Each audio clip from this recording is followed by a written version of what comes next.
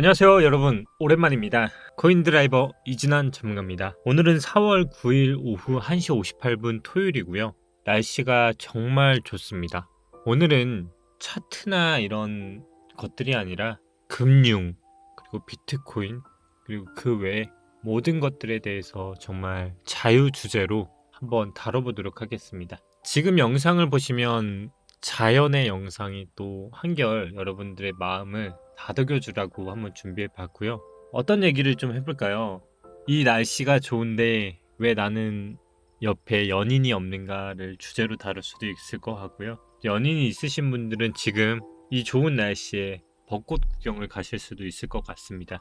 여러분, 시장이 정말 어렵고도 지루하고 어떻게 보면 조금씩 흘러내리는 모습입니다. 비트코인이 한 개를 모으면 우리들의 인생은 10년 뒤에 인생이 많이 달라질까요? 비트코인의 가격이 8천만 원까지 갔다가 지금 연일 5,300만 원대에서 넘어섰습니다.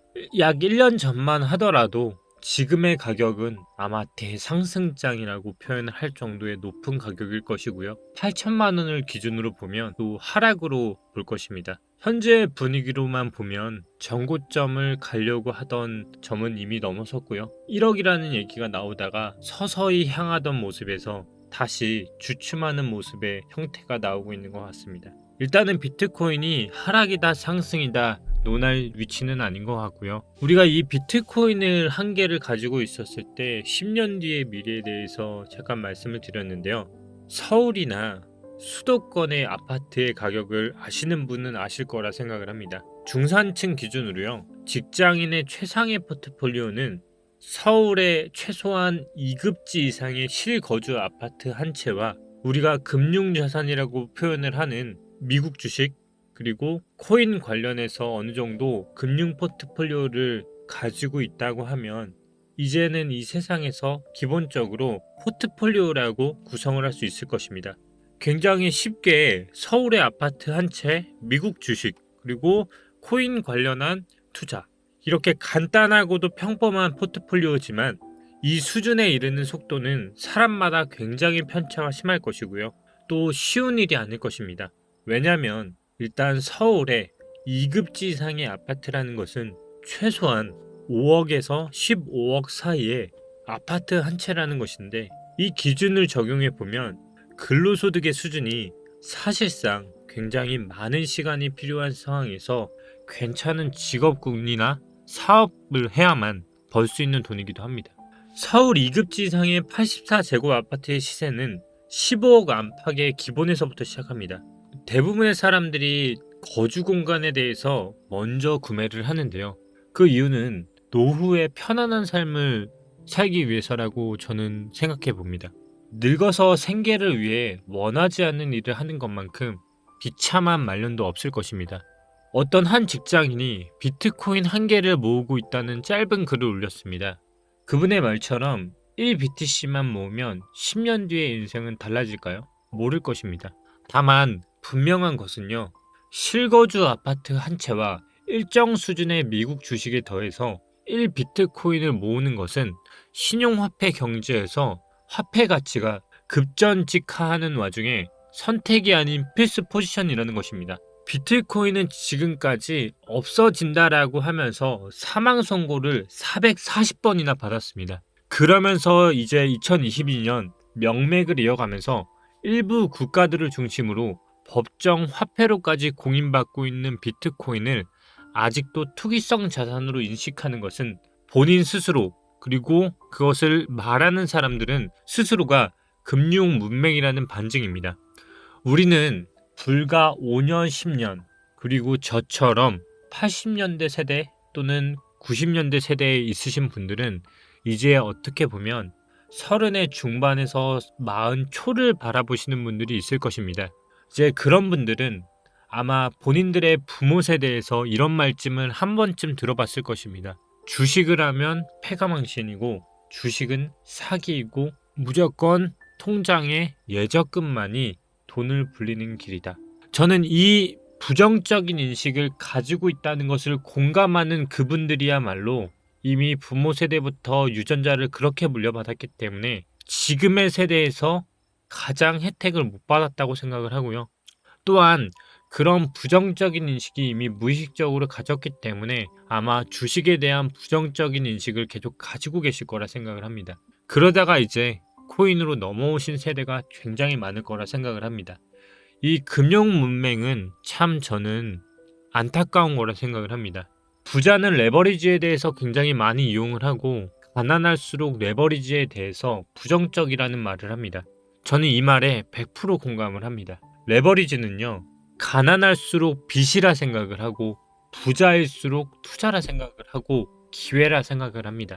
왜냐면 가난할수록 그것을 빌린 이상 갚아야 한다는 생각부터 하고 부자는 갚아야 한다는 생각을 하기보다 더 나은 방법과 성공적인 포지티브적인 긍정적인 생각만 한다는 것입니다. 10년 뒤 비트코인 한 개를 가지고 있었을 때 그 어떤 한 전 직원의 생각은 이런 댓글을 달았었습니다. BTC는 사람들의 믿음이 가치이자 쓸모이고 이번에 러시아에서 원자재 수출 대금을 BTC로 받게 해준다고 했고 미래에는 이런 일들이 훨씬 많아질 거고 사람들과 국가는 비트코인의 가치를 이해하게 되면서 BTC를 사려고 할 테지만 공급은 거의 끝나가고 있기 때문에 오를 수밖에 없다라는 댓글을 달면서 본인은 비트코인 한 개를 10년 동안 갖고 있다고 말을 합니다. 이번 우크라이나의 사태는 전 세계적으로 BTC의 중요성을 확인시킨 금융 문명 사적으로도 아주 중요한 분기점이라 저는 생각을 합니다. 비트코인보다 사실상 알트코인 주의자들도 많지만 비트코인만큼은 대체제가 없다는 강점을 뛰어넘을 수 없습니다. 월급날마다 비트코인을 적립식 투자를 할 수 있다는 여건의 직장인이라면 이미 앞서가고 있다는 것일지도 모릅니다. 대부분의 직장인들은요, 월급이 들어오면 적금 통장에 모으는 것만으로도 본인은 재테크를 한다라고 생각을 합니다. 하지만 과연 그 재테크로 요즘 같은 시대에 과연 자산을 불릴 수 있을까요? 저 또한 이제 30대 중반을 넘어서는 나이지만 저는 확연히 말씀드릴 수 있습니다. 저도 비트코인을 하기 전에 정말 대한민국에서 가장 손가락 안에 드는 공기업을 다녔었고요. 그 공기업에 다니는 월급이 대중적으로는 많은 월급을 준다라고도 생각을 했었지만 정말 나와서 본격적인 투자와 금융에 대한 시스템을 이해하고 보니까 정말 이거는 우물 안의 개구리였다는 걸 정말 많이 알게 된 사건이 많이 있었습니다. 결국 우리가 모으고 적금을 하는 것조차 정부 그리고 시스템 그리고 그들이 만든 시스템 안에서 만들어진 틀 안에서 우리는 또다시 개미처럼 일을 하는 걸지도 모릅니다. 제가 보는 비트코인은 결국 비트코인만을 보고 매매를 하시는 분들이라면 1위 1비를 하는 구간 자체가 아니라 모아간다는 개념으로만 본다면 결국 첫 번째는 누가 오래 보유하냐의 싸움이 될 것입니다. 그리고 9년이 흘렀을 때 또 이런 사례가 화제가 될 것입니다. 아마 그런 얘기들 많이 들으셨을 겁니다. 지금 당장 돈이 있다면 금이나 은이 아니라 단돈 1달러라도 있을 때 비트코인을 지금 사라. 당신들은 10년 뒤에 나에게 감사하게 될 것이다. 1달러 고작 1달러다. 여러분들이 그거 잃어봤자 뭐 어떻게 되겠나? 하지만 그 1달러가 네 인생을 바꿀 거다. 비트코인을 사라. 아마 이런 영상으로 외국 흑인분들이 많이 이런 내용을 다루는 걸 봤을 겁니다. 그 이후에 비트코인은 천정부지로 올라갔습니다. 그랬던 그분은 현재 어떻게 되었을까요? 현재는 개인 요트와 개인 자가용, 개인 비행기, 대저택에서 살고 있습니다. 그게 그 유명한 억만장자 엔딩입니다. 정보가 결국 힘인 시대가 아닌가 합니다. 저는 코인에 대해서 부정적인 시각은 절대 없습니다. 앞으로 단 어디에 투자하냐를 묻는다면 저는 감히 비트코인을 할 것입니다. 그 정보를 취합하고 재배열하고 이해하고 판단을 내리는 것은 결국 본인들이고 그 본인들은 용감하게 실행하는 자가 결국에 버텼을 때 승자가 될 것입니다. 물론 미래는 알 수 없는 것입니다. 그 리스크를 감내하는 분만이 웃을 것입니다.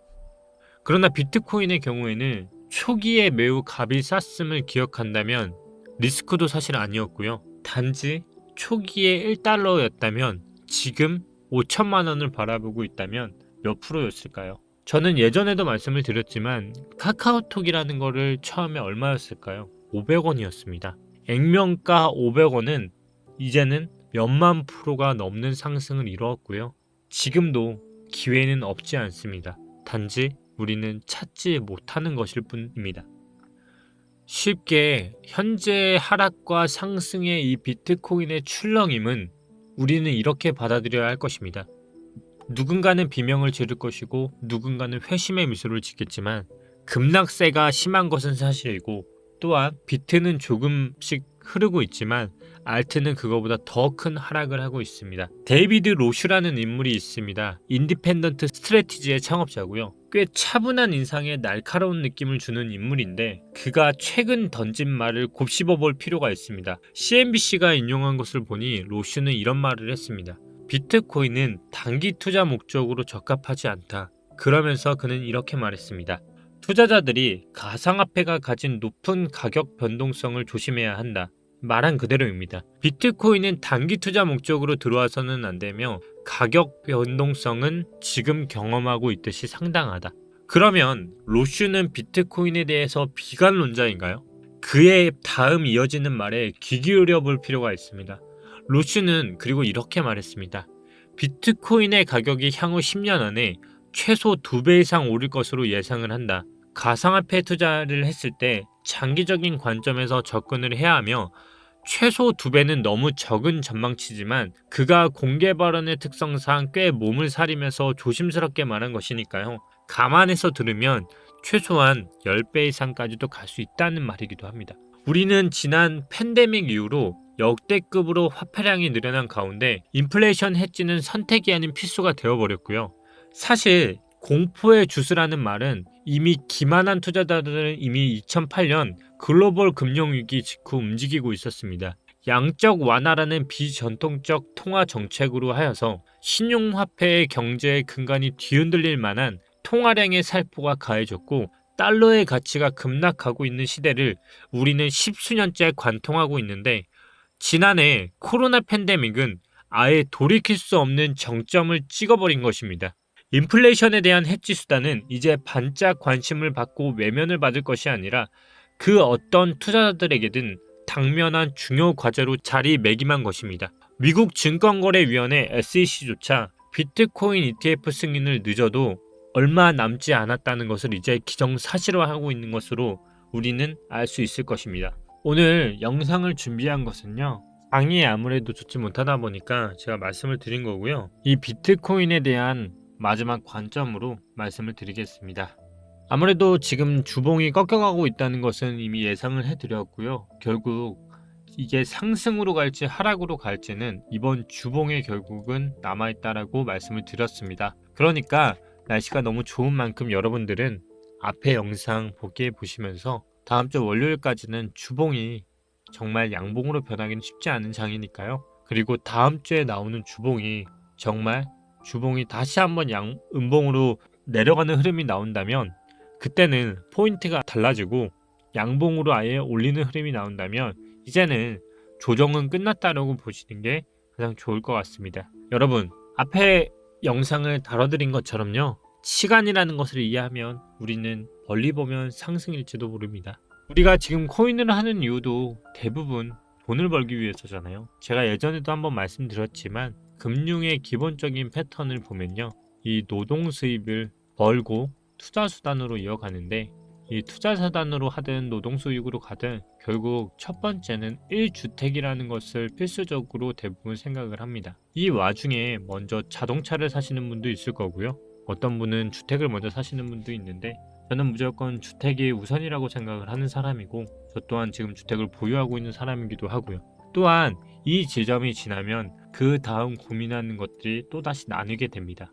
이 또한 공감을 하려면 사실 이 부분이 해결이 돼야 하는데요. 여러 가지 투자 습관에 대해서 앞으로 코인드라이버에서는 많이 배우게 될 것입니다. 예를 들면 이 노동 수익이라는 것도 여러 가지 갈래로 뻗치게 되는데요. 기본적으로 우리는 월급, 근데 이제 현 시대는 사실상 월급만으로는 살기가 힘들죠. 그렇기 때문에 플러스로 우리는 부업이나 현재와 같은 코인으로 트레이딩을 해서 수입을 벌려고 합니다. 근데 이걸 착각을 합니다. 이게 우리가 하는 투자라고 생각을 하죠.